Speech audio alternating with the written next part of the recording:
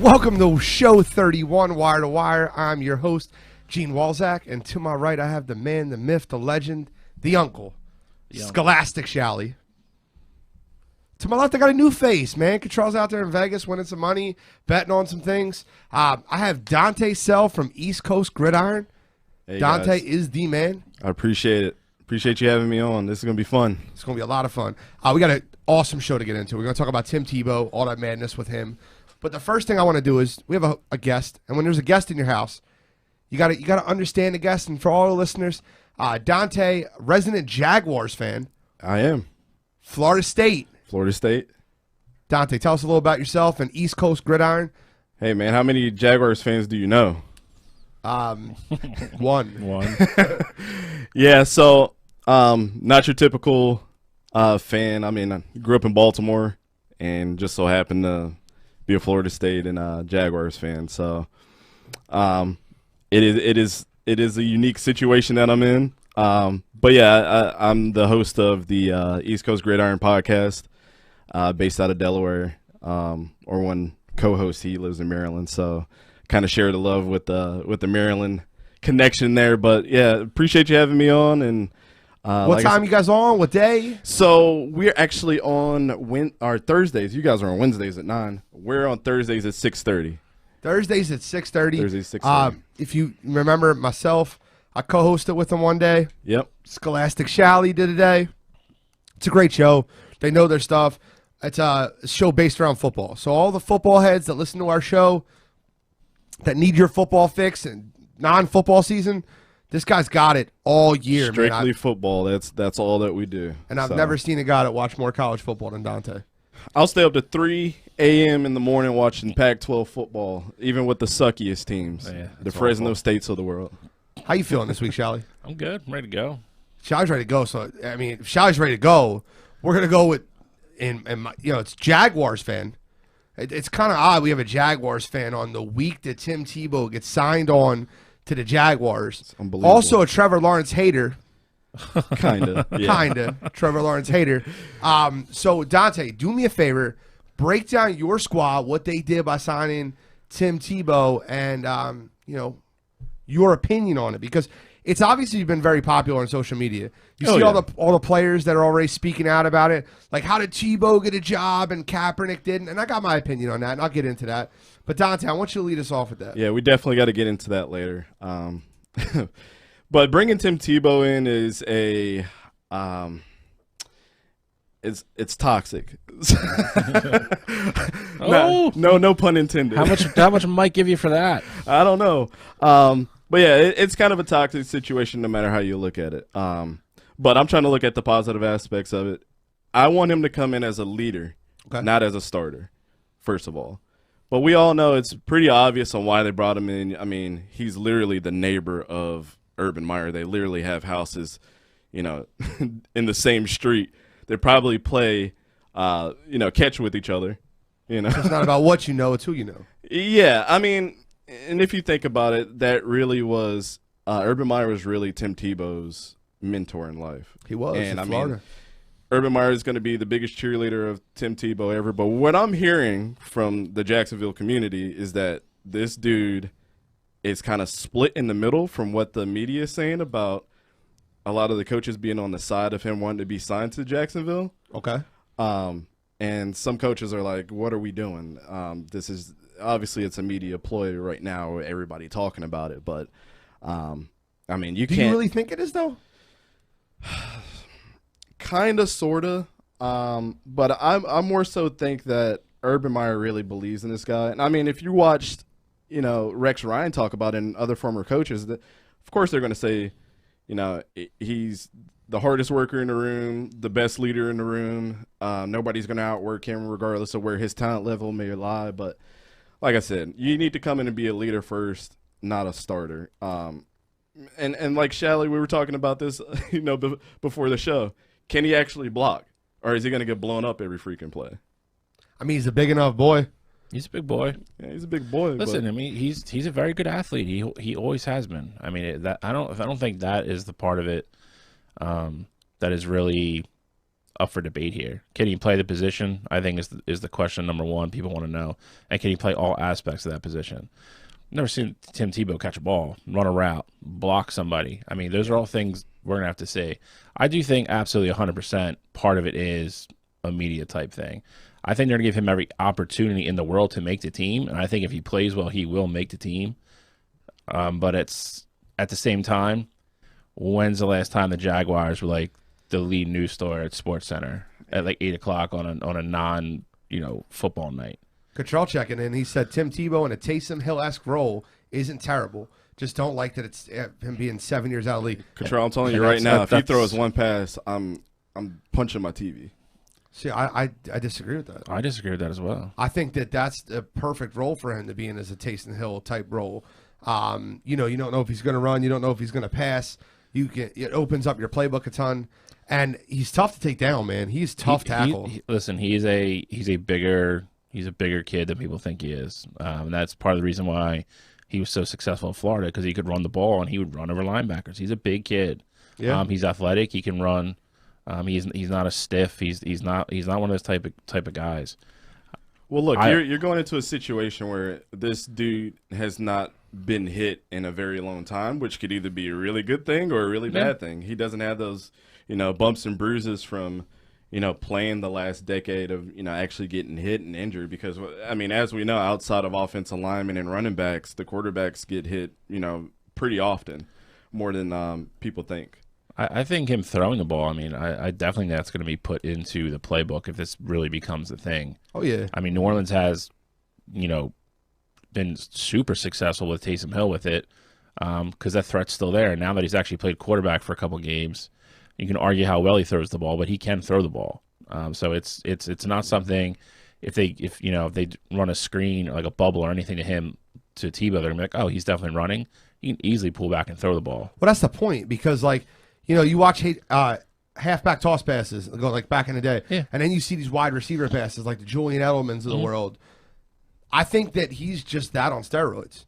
And, I don't think he's going to be used in a lot of formations in which they're going to ask him to block. But, if you have a bubble screen to Tim Tebow, a safety can't run up and just tackle him because they have to look over the top to make sure, which is why someone like Tebow puts such a wrinkle in your offense. Now, to your point about the Jacksonville Jaguar, like him getting hit, can he take a hit? It doesn't matter to Jacksonville because he's on a non-guaranteed one-year BS contract. So if he gets hurt, oh well. But well, I mean, think about this too. Name off the top of your head how many fullbacks are actually considered fullbacks in the league. There's fullbacks now, outside of Juszczyk. Yep. And your guy that plays for the Ravens. But other than that, fullbacks are just glorified tight ends now in the league. Agreed. I mean, how many?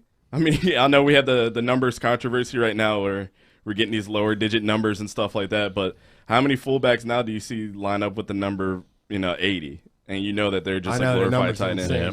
So, I mean, at the end of the day, they wanted originally all the scouting and everything when he came out of college, everybody wanted this guy to be a fullback or tight end in the first place just because how big he was. And like we say on our show, the dude had the feeties in college. Yeah. So, at the end of the day, as a Jaguars fan, I can honestly say that if this experiment fails, it's only on – and now we can only look at Urban Meyer's resume by what he's doing so far.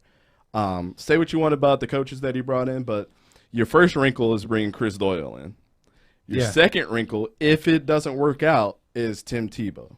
So, to Shally's point, I don't think that he's not going to get signed to the team. But I also think that you don't bring this guy in not to sign him at this point. You're bringing this guy in to be a leader, like I said, or either / coach. I think this is just that bell curve going into his coaching career now because it's obvious that this is what this is, and Jacksonville fans, you go ahead and I'm looking right in the camera, get used to this being a coach for Jacksonville for the next 5 years if this actually works out. But if the experiment fails, we're going to be in London in 2 years. It's going to be the London Jaguars. Are you talking about the Trevor Lawrence or are you talking about Tim Tebow? Tim Tebow. Because if that experiment fails, it doesn't matter. Honestly, it doesn't matter. They have nothing to lose. Like if he looks terrible after 2 games, they'll cut him. Like I don't think that. The only thing I you think lose Tim is the Tebow. fans, I man. think the problem. No, they're going to gain more fans by him being at the park. Even if the experiment fails, they're going to want to see how it goes. But what if he sucks? Then you cut him. You have Trevor Lawrence. You have the #1 overall pick. So if we lose the first 8 games of the season, you know what they're automatically going to blame? Urban Meyer and Tim Tebow. Well, you can blame Yes. Urban Meyer, but you're not losing those 8 games because of Tim Tebow being on the team. That's true. I mean, that's again that to me is I agree with Gene on this one. If he comes in and he stinks, and then they don't even lose face in cutting him because it's a non-guaranteed contract. You bring him into camp and you see what he has. It's it's only a win-win for them. If he ends up being good and they can make him useful, it's a great out of the box find for them. College coach Mikey B just checked in. Mikey Baranek said Tebow is doing Urban a favor. All the reporters will be at his locker for as long as possible through camp, while the top choice can prepare with less of a circus. Bring him in a 90-man roster and cut him, or if it works and he makes the 53, Urban wins either way, protecting Trevor Lawrence. Agreed. I agree with that. 100%. So what do you say to the people, because we got to get in this part, what do you say to the people that are comparing this to Colin Kaepernick? It's not going to be a popular Stop. opinion. It's absolutely ridiculous. And like I told you guys, before, when's the last time we've ever seen anything remotely close to Colin Kaepernick even saying that he wants to play in the NFL lately? Tim Tebow's been active. I mean, he's been playing baseball. I mean, this kid he's always been in great shape. So this is not as far-fetched as it's saying, oh, he got, they'll get political and say, the white privilege thing and blah, blah, blah. But it's, no. Urban Meyer is the connection to all of this, and Yes. it has nothing to do with Colin Kaepernick. Let's just put a zero. Let's put a hole in that right now. So, guys, if you've listened to my takes before, I'm the first person that will call shit out when I see it. I am the first person that will call stuff out if I think it's foul. This is the furthest thing from it. When has Colin Kaepernick chosen to change his position? When has he chosen to be a backup? When has he chosen to accept less than $17.5 million in a year, which was his asking price when he exited the league? Guys, I think Colin Kaepernick should have been playing in the NFL for the last 7 years. 100% as a backup somewhere, maybe even a fringe start. If Tyrod Taylor's still starting and getting starts at different places, I think Colin Kaepernick should have been afforded that option. With that being said, one has nothing to do with the other. Like, one of these things just ain't like the other. Tim Tebow changed his position to play tight end for his college coach. If the coach in Nevada, who loved Colin Kaepernick, decided to become an NFL head coach and sign Colin Kaepernick as a backup quarterback, that's is comparable as what we're talking about right now. Yeah, and look, I might have said all the negative stuff, but theoretically, when I look at it as a Jaguars fan, I mean, we're getting all the media coverage. We're trying to get these fans more hope. If he comes in and like I said, he's a leader on the team, he can teach Trevor Lawrence so much, of the things that he wasn't doing right, when he was a quarterback in the league. He can tell him, hey, don't try to be the bigger man. If somebody's trying to coach you on something, they're trying to look out for your best effort. And, I mean, like we discussed, we agree to disagree on this, but I don't think Trevor Lawrence is, the best thing since Andrew Luck. I've said that countless times. But I hope he comes in and he's Andrew Luck. And this is just one more positive step in that by signing Tim Tebow, to be that leader of the team. I want him to be captain #1. That's my hope for this. Tim Tebow just to come in and be captain #1 and lead this team, not Trevor Lawrence the first year. And if that happens, I think we can find a little bit of success. This might be a diamond in a rough situation. So I'm on the side where I'm positive about this. I'm staying positive about this whole situation. I mean, as a Jaguars fan, we have to be. We have no choice. I mean, how many positive things have come out in the last couple of years? I'm still dealing with the headache that we got rid of A.J. Boye, Jalen Ramsey, Yannick Ngakoue, Calais Campbell. Like the 2017 AFC Championship team, you totally dismantled and pretty much, let the Jaguars fans know that you're not behind us. Like, No. That just took the air out of the balloon. Oh, dude, Dante, couldn't agree with you more when you say that. Charlotte, I want your 2 cents on the topic. I mean, the way you said it, I mean, that's pretty much echoes my sentiments on it. I think if this was a different situation where, you know, Urban Meyer was bringing Tim Tebow in to try out to be the second or third quarterback, then it's a different discussion. Agreed. Then it's like, okay, like now we're getting back to like nobody, you know, we're getting back to Colin Kaepernick being blackballed again. That's not what this is. I mean, this is not one of these things. It's just nothing to do with it. It's hard to really sit here and talk about it because it's just really not what it is. I mean, I know ESPN wants to talk about it all morning long because again, they want people to tune in and get into the race baiting and all that stuff. Fox did the same thing. If you sit back and just look at the facts of what's going on, it's just not that situation. And like you said, should Colin Kaepernick been in the league at least as a backup for the last 5 years? Yeah, he's good enough to be a backup. Absolutely, he should be in the league. That whole situation went ass sideways, and the NFL paid for it for what they did behind the scenes to him. So to me, on the back end too, when you look at it, if I'm talking about if I had Tim Tebow and Colin Kaepernick lined up for me to sign right now, you got to look at that. Tim Tebow's at least been active, you know, in sports. Colin Kaepernick is very focused on his, you know, equality movement, and everything. So, I mean, you have to bring that into the conversation too. You want to bring the race thing in and him not getting a chance. But has anybody reached out to ask Colin Kaepernick? I haven't seen a tweet that went out to Colin Kaepernick and said, "Do you really want to play in the league?" No, it's everybody assuming that this is the situation, this is the privileged situation, blah, blah, blah, blah, why he's not playing right now. But Colin hasn't came out and said that. I don't think that's fair. There's no indication whatsoever that he wants to play football. I agreed, especially when the NFL hosted a tryout for him, and it was supposed to be indoors in Atlanta, and he just changed it last minute. He's like, I want to do it outdoors so I can film it. Like, completely made a circus out of it. Like, listen, Colin Kaepernick should be in the league. What happened to him was wrong. This is nothing. One of these things that doesn't have to do with the other. The only thing I will say, and the best point I've heard so far is this. Jacksonville is getting talked about for the first time in maybe 3 years. They are getting front page news, and I love the comment that Mike put out.